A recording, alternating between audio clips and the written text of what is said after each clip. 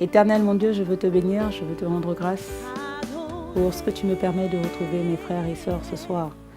Merci pour ta présence continuelle dans nos vies. Merci parce que toi-même tu nous inspires des temps nouveaux, tu nous inspires des moments nouveaux pour pouvoir parler de ta grâce. Merci parce que tu es toujours présent avec nous, tu es à l'œuvre dans nos vies. Et nous te prions, Seigneur, que tu te propages dans l'assemblée qui nous regarde, dans le cœur de tous les internautes, dans l'esprit de tous les internautes qui nous regardent. Je te prie, Seigneur, afin que tu bénisses la vie de tout un chacun, de moi-même, de chacun des internautes qui te suivent, et que tu puisses leur donner grâce et bénédiction en abondance au nom de Jésus. Frères et sœurs, je te salue dans le nom de Jésus. Sois béni, sois élevé et reçois la faveur du Saint-Esprit en ce jour. Nous sommes là dans le cadre de l'émission Le quart d'heure d'Écho du ciel. Dans cette émission, nous parlons de tous les sujets de la vie sans exception, au regard et à la lumière de l'évangile de Jésus-Christ. Aujourd'hui, nous parlerons d'un sujet, je pense, qui fera parler beaucoup, qui fera émettre de grandes émotions. Nous comptons sur vous pour que vous puissiez nous donner vos avis, pour que vous puissiez partager avec nous vos ressentis et votre expérience par rapport à cela. Nous parlerons du chômage. Le chômage, est-ce une épreuve ou une fatalité pour le chrétien? Dites-nous ce que vous en pensez. Pour ce faire, nous recevrons aujourd'hui Agé Koulaï du groupe Écho du ciel, qui nous donnera aussi son avis sur la question. Restez connectés, juste après cette plage musicale, on revient. À tout à l'heure.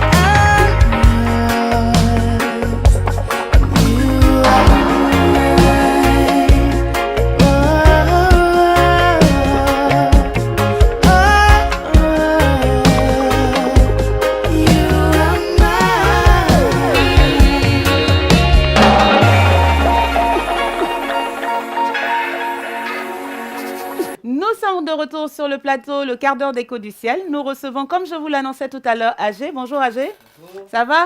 Bienvenue parmi nous. Alors, le chômage, une épreuve ou une fatalité pour le chrétien? Quel est ton avis sur la question? Alors, je te remercie.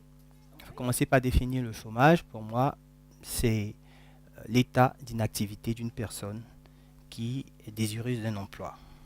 On peut être au chômage quand on est sans emploi. On peut être au chômage quand on est en quête d'emploi.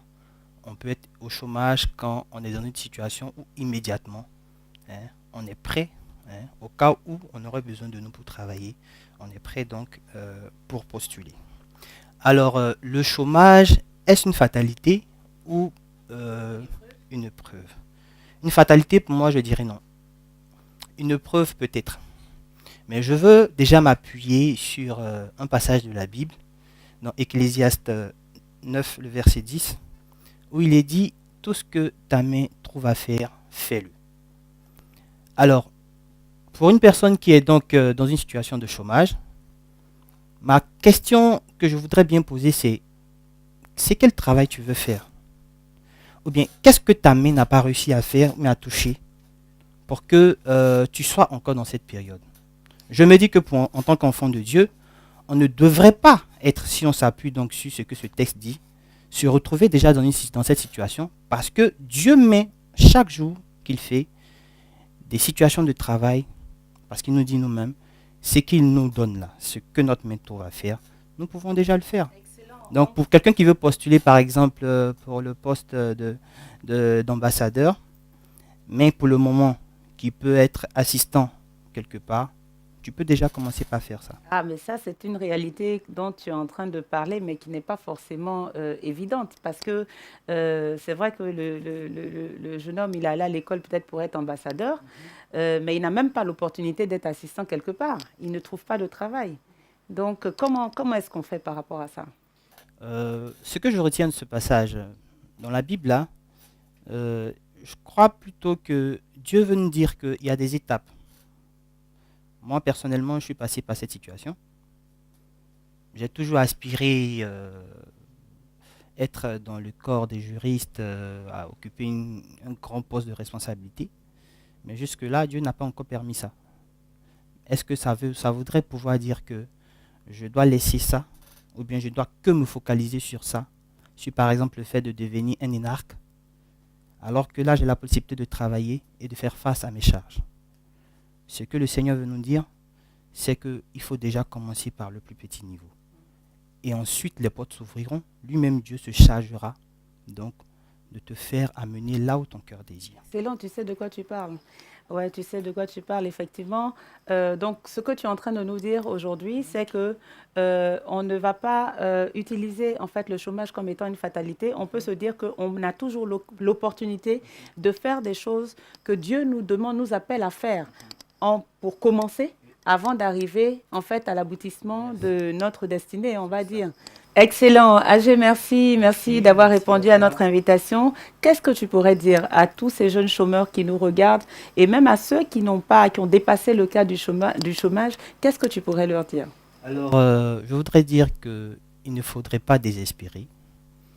Il ne faudrait pas s'alarmer parce qu'on n'a pas un travail, le travail auquel on a toujours aspiré. Il faut plutôt prendre ce que la nature, ce que Dieu te donne. À l'église, pour nos jeunes frères, nos jeunes sœurs qui sont en quête d'un emploi type, je voudrais vous dire que suivez ce passage, cette recommandation du Seigneur. Ce que le Seigneur vous donne à faire pour l'instant T là, faites-le. Et vous verrez qu'après, le Seigneur lui-même se chargera de vous mettre là où vous avez toujours aspiré. Merci. C'était mon mot de la fin. Merci AG, excellent. Alors, vous l'aurez compris, le Seigneur nous invite à nous servir de nos mains. L'intelligence qu'il nous a donnée doit nous permettre de pouvoir fonctionner avec ce que nous avons sur le moment. Tu ne travailles pas, tu n'es peut-être pas dans l'activité dans laquelle tu aurais souhaité être, mais tu peux agir par tes mains. Tu peux travailler en fait par le fruit de tes mains, tu peux créer du fruit par le biais de tes mains. Peut-être tu peux être gérant de cabine. Peut-être que tu peux créer, par exemple, un commerce d'aloco quelque part. Tu peux créer un commerce de bouffe-loto. Tu peux être coiffeur. Dieu nous donne des talents. Peut-être que si tu as des talents de musique, tu peux être musicien quelque part pour pouvoir subvenir à tes besoins. Attends simplement. Et la prophétie du Seigneur qu'il a établie sur ta vie s'accomplira forcément et assurément. Alors, je t'invite, si tu as aimé cette émission, à la liker, à la partager, surtout à interagir. N'oublie pas de nous laisser tes suggestions. N'hésite pas à nous appeler et à nous contacter si jamais tu as besoin d'échanger sur certains thèmes. Nous nous ferons un plaisir de t'écouter.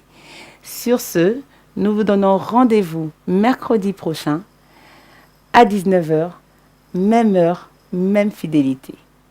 Que Dieu vous bénisse.